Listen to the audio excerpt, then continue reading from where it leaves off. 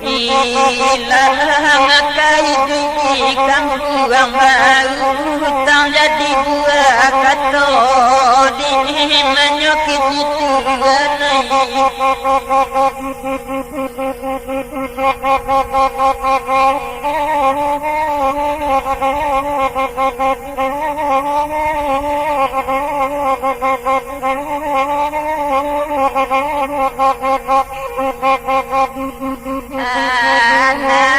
pipi tabang mahu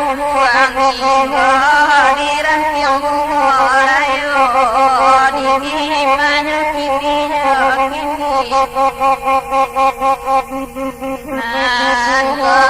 payah hidup di kampung amaran tau jangan lagi tu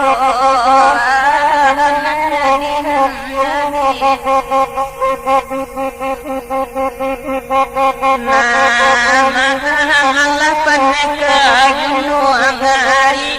nasa tangari Allah yang kira dalam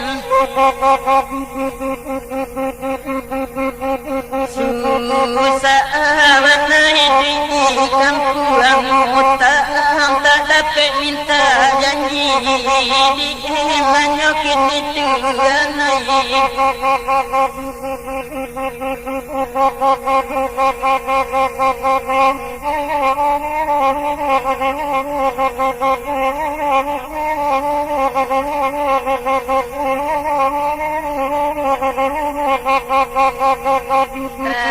lancaran hanya penyalayan kayu kadang mananya kotor di menyakitinya kini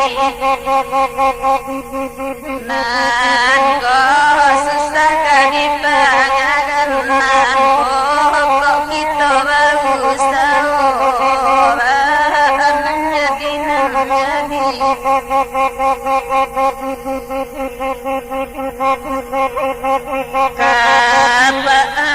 betul derabagan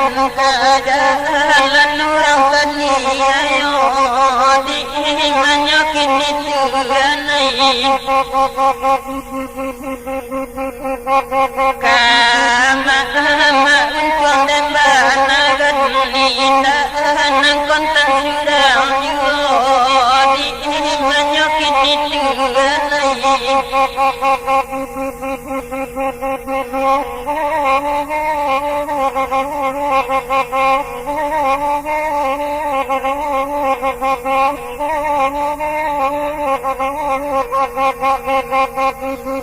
jangan lalai sakura diram nabi tengi mana kirinya mane kandung tolong doa yang belajar tenang tapi menjadi